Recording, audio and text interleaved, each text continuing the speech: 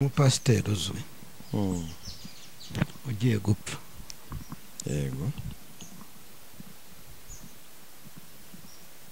kandi isi yose izababara. Iri jambo narigereranyije n'abapasiteri bo muri iyi minsi. Muri iyi minsi urahura n'umupasiteri arega umupasiteri utarimitswe n'Imana uramubona, n'urimo Imana uramubona. yego, uzi ko hari igihe wa mugani nk'uko iryo jambo rivuze kwitanyagura, ugasanga umuntu agiyeho aritanyaguye pe, aritanyaguye, avuze ibitabaho, arashimishwa n'ibintu utamenya bibi. Ibibi nibyo bimunezeza, nta byiza bijya bimunezeza.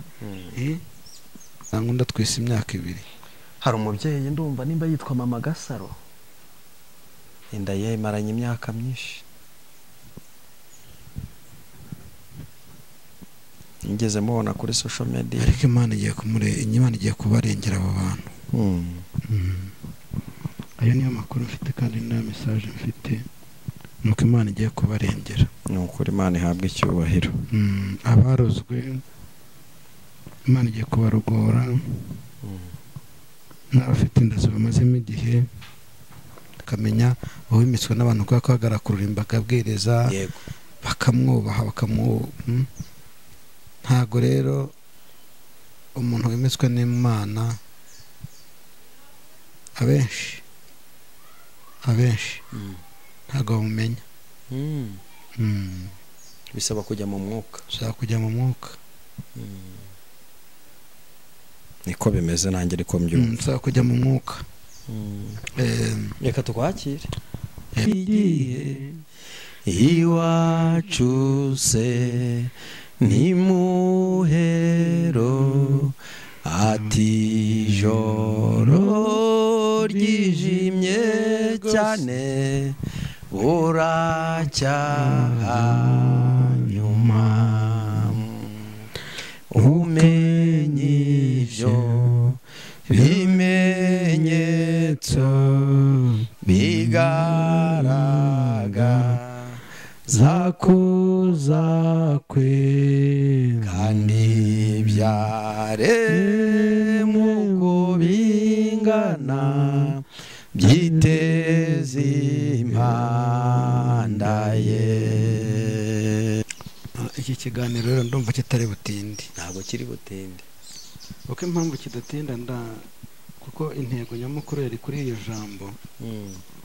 Ariko iryo jambo kuri uwo murongo dusorejeho, hari umupasiteri uzwi cyane muri iki gihugu cyacu, uzwi cyane ariko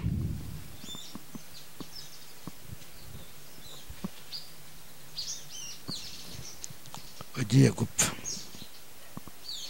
Ese kubera iki abantu barambirwa iby'Imana ariko aho kwa Satani ntibarambirwe? No kubera iki abantu b'Imana badasaba imbaraga zishobora no kubacisha mu bihe bikomeye? Kuko twagiye tubona bitwa ba Saduraka, Meshake na Bedenego, twabonye ba Daniyeli, twabonye uwitwa Bayitoromayi yemeye ko bamukuraho uruhu mpaka yanga kwihakana Imana kubwo kwizera. Ibyo ni ibihe byagiye bica mu maso yacu, tugenda tubibonesha amaso rwose. Iyo dusomye Bibiliya tukinjira mu kwizera, twemera ko ibyo bintu byabayeho. Ariko se kuki abantu batamera nk'intumwa zatubanjirije? Niki kintu kiri gutuma uyu munsi wa none witwa ko ari umukozi w'Imana, abakozi b'Imana aribo bagaruka bagatukisha Imana?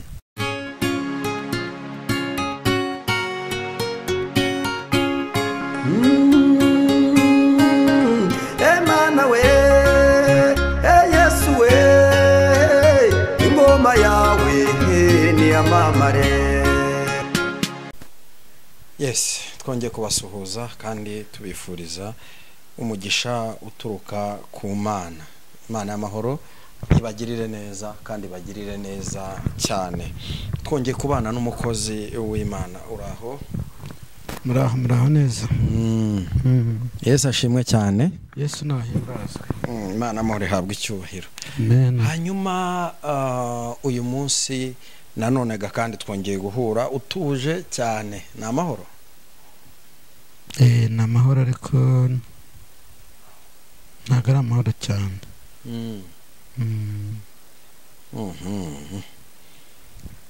Reka tugusabe usuhuza abakunzi bacu nurangiza usenge, tumara gusenga ubundi twumve ko Imana ishaka kubwira abantu bayo. Yego, ndabasuhuje mu izina ry'umwami wacu Yesu Kristo.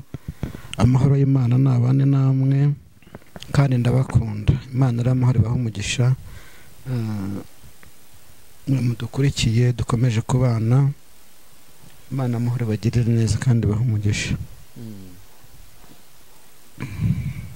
Karibu n'isengesho.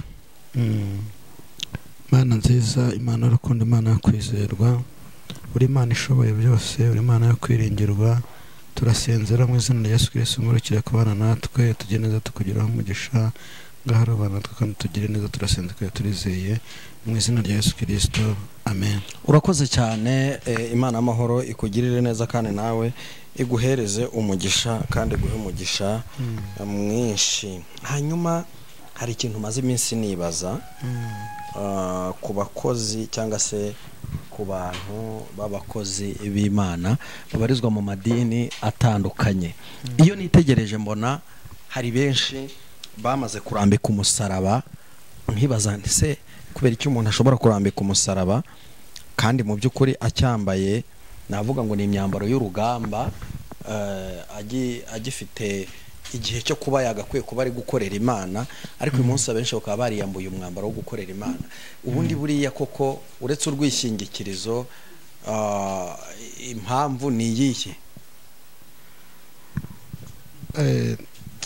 Abantu bameze nk'abarambiwe. Abantu bameze nk'abarambiwe kuko muri ibi bihe abantu bacitse intege. Ubundi ndavuga ku bakozi b'Imana, ariko hari abacitse intege, barasenga, bararambirwa, bumva ko mbese Imana barimo bahamagara hari itari hafi. Ariko icyo ngira ngo mbabwire kandi mbahumurize, birambika umusaraba.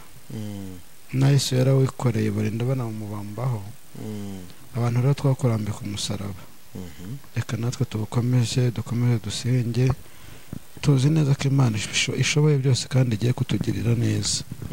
Abantu rero basenge cyane, bakomeze basenge, bakunanirwa, abantu birambirwa. Imana yacu ntabwo ari iyo kurambirwa. Abantu rero barayirambiwe ariko biyirambirwa. Abasenga ariko ntibumvuga. Yego. Se kubera iki abantu barambirwa iby'Imana ariko aho kwa Satani ntibarambirwe? No kubera iki abantu b'Imana badasaba imbaraga zishobora no kubacisha mu bihe bikomeye? Kuko twagiye tubona bitwa ba Saduraka, Meshake na Bedenego, twabonye ba Daniyeli, twabonye uwitwa Bayitoromayi yemeye ko bamukuraho uruhu mpaka yanga kwihakana Imana kubwo kwizera. Ibyo ni ibihe byagiye bica mu maso yacu, tugenda tubibonesha amaso rwose. Iyo dusomye Bibiliya tukinjira mu kwizera, twemera ko ibyo bintu byabayeho. Ariko se kuki abantu batamera nk'intumwa zatubanjirije? Niki kintu kiri gutuma uyu munsi wa none witwa ko ari umukozi w'Imana, abakozi b'Imana aribo bagaruka bagatukisha Imana? Birababaje cyane. Ejo nibwo ndimo ntanga message nkubwira ko nishimye ko Imana irimo kugirira neza abantu kubwo gusenga, kuba amasengesho nsenga. Abantu rero nibareke kubabaza Imana, bareke kwibabaza, nibareke kwibabaza. Ubushize hari ikiganiro twiye dukora hambere muri amezi yashize, ndababwira nti buriya watuye kwihana ugasaba Imana imbabazi, ukayiha ibyifuzo. Niba ivuze ati Pascal nzamusubiza mu kwezi kwa mbere, mu kwa mbere yije gasanga waracitse intege, warisubire muri bya bindi, nayo irongera igashyiraho ikindi gihe cyo kugira ngo irebe ko wihana. Ubwo rero abantu nibabe maso, bo gucika intege, bo kurambirwa, kugira ngo Imana igire ikintu ikora. Kuko abantu benshi nicyo kintu kibanamuye. Kandi sinzi muri birana hava ngo iyo wari uwihanganye uwitonze azarya ibyiza byo mu gihugu ni hehera. Ni hahandi Uwiteka avuga ngo nimwitondera amategeko nibategeke uno munsi muzabona umugisha, utayitondera nawe hari imivumo izaza ku muntu utazitondera amategeko ari butegekwe uno munsi, ariko hari n'undi uzabona umugisha kubwo kwitondera amategeko yategetswe uyu munsi. Ni mu gutegeka kwa kabiri rero ibice 28 aho Imana yagerageza kubwira ubwoko bwayo bwa kera, sibyo? Ariko ntabwo dutandukanye cyane n'abubu kuko twese turi abantu. Ahubwo ndibaza ngewe uyu munsi kubera iki pasiteri ashobora kubabazwa nuko umuntu ucuruza akabare cyangwa se ufite ubundi buryo abonamwe amafaranga yaguze imodoka watayifite, kubera iki hari umuntu wigereranya akikompara n'abantu bakora ibitajyanye n'iyobokamana, kariho intege nkeya zituruka mu by'ukuri ibi bintu biterwa n'iki? Nuko abantu bagiye batubeshya se? Imana ntabwo ishaka kubaha imbaraga. Pasiteri rero watekereje atyo nawe ntabwo mpamanya nawe ko ari pasiteri wimitswe n'Imana. Arega pasiteri benshi bimikwa n'abantu. Ariko ni nabo natwe twemera cyane cyane kuko nibo tuba twabonye. Ariko buruze ko nawe umuntu wimitswe n'Imana kubimenya bimenywa n'umunyamwuka. Ariko nawe ushobora kuba pasiteri kandi wimitswe n'Imana. Ariko imbere y'abantu ntiwakwemerwa kuko n'Imana ntibayemera. Icyo koze yo bemeye Imana bemera n'uwo yatumye. Ariko mu gihe cyose abantu abenshi dusengera ndabizi niyo mpamvu ndakukubwira nti ari aka video mperuka kureba abantu bari kurwanira ku ruhimbi ni muri Zambia ariko b'abanyarwanda bavuga bati waratubeshye ngo wagiye kwimikwa na Yongwe, ate kandi Yongwe twamuhamagara tubwira ko atigeza kwimika, atubwira turakwirukanye mu rusengero. Eske nkibaza ngo kuba umuntu yimitswe n'Imana kuki atari by'abantu baha agaciro, bagaha agaciro uwimitswe n'abantu mu maso yabo babireba? Biragoye nyine kugira ngo abantu babisobanukirwe, ariko bibaye byiza abantu basenga Imana ikaba ari bisobanurira.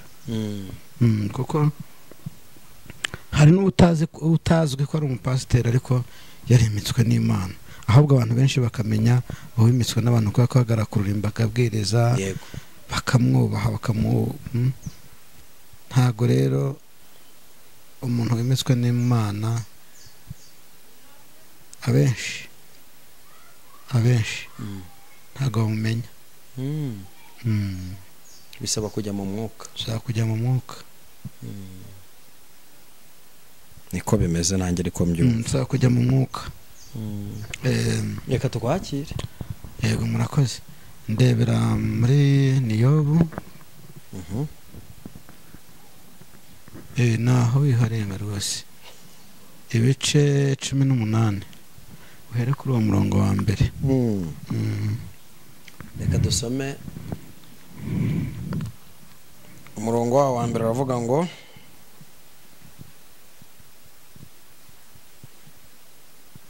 ubwo ni uwa kabiri.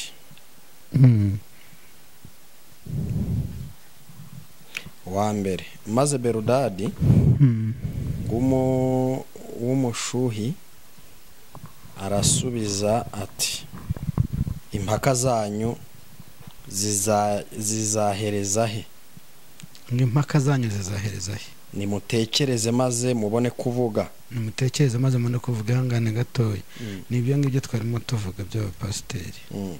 Nabo mbwiye bagiye aho bakarwanira ku ruhimbi. Ngo nimubanze mutekereze maze mubone kuvuga. Siko ijambo ritubwiye? Yego. Komeza. Ni kuki dutekerezwa nk'inyamaswa mukatureba nk'abanduye? Weho witanyagura ubitewe n'uburakari bwawe. Mbese isi yerekwa ku bwawe? isi yarekwa ku ihangane bwawe. gatoya nkusobanurira aho ngaho. Yego. Iri jambo narigereranyije n'abapasiteri bo muri iyi minsi. Muri iyi minsi urahura n'umupasiteri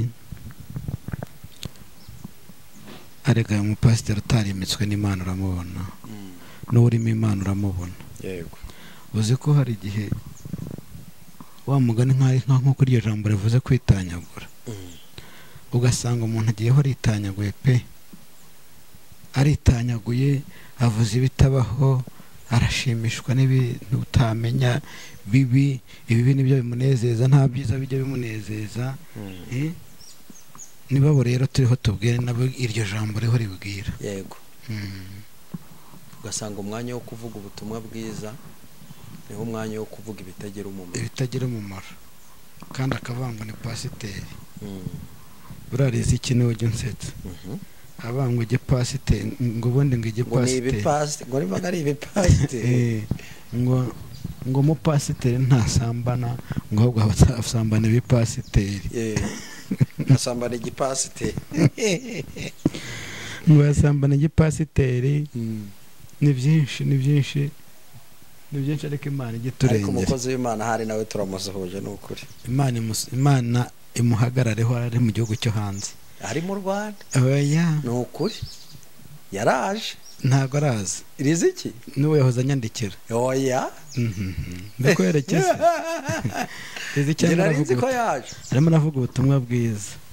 Yarimo aravuga ubutumwa bwiza. Ejo bundi twavuganye numva naniwe kubera kubwiriza yanasaraye, ariko araho ameze neza, nakomeza abwiriza ubutumwa bwiza, Imana imuhe umugisha. Amen. Naho ntabwo hari Burayi. Yego. Abasambana n'ibipasiteri ntago ari abapasiteri. Dukomeze. Mbese isi yarekwa ku bwawe? Cyangwa urutare rwavanwaho ku bwawe? Cyangwa urutare rwavanwaho ku bwawe? Ni ukuri urumuri rw'umunyabyaha ruzazima. Urumuri rw'umunyabyaha ruzazima, kandi ikibatsi cy'umuriro we ntikizaka. Imana ishimwe cyane. Amen. Iki kiganiro rero ndumva kitari butinde. Ntabwo kiri butinde. Uko impamvu kidatinda kuko intego nyamukuru yari kuri iyo jambo. Ariko iryo jambo kuri uwo murongo dusorejeho, hari umupasiteri uzwi cyane muri iki gihugu cyacu, uzwi cyane ariko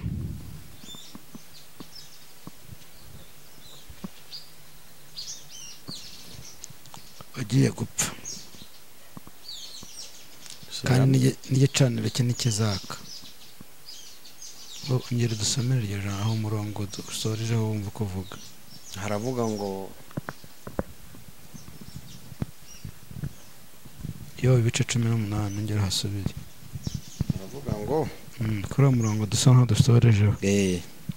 Ni ukuri urumuri rw'umunyabyaha ruzazima, kandi ikibatsi cy'umuriro we ntikizaka.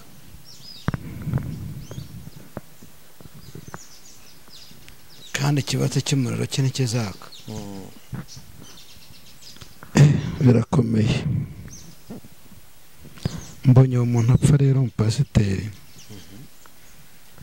mbona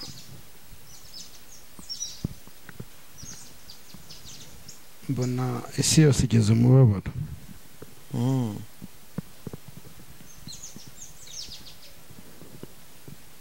Isi yose igeze umubabaro.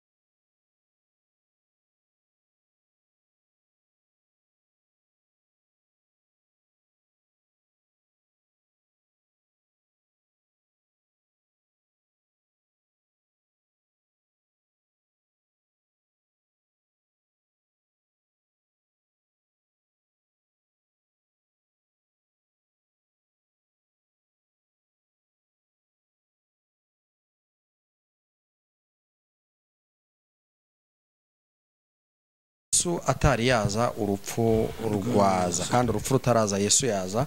Kwanga icyaha n'igisa nacyo biturange mu byo twakora byose. Igifite agaciro ni ukwera no gukiranuka, ni ukumenya kwihana, ni ukumenya gusenga, ni ukumenya gusaba Imana imbabazi. Bibiliya iravuga ngo nurakara izuba ntirirenge ukirakaye. Mu by'ukuri abantu bakwiye guhindura ingendo zabo ndetse bagahindura imyitwarire yabo ku bugwaneza. Nge ndabwira bamenye Kristo, naho hari utwumva akavuga ngo sitwe tumwereka inzira acamo. Okay, ufite inzira waciyemo, ariko no turimo tubwira umuntu udashaka guca mu nzira imwe, akaba ashaka ahubwo kuba ikigusha ku bandi bantu. Kuba wakwitwa umurokore utari umurokore, uraza umugore wawe ukamuraza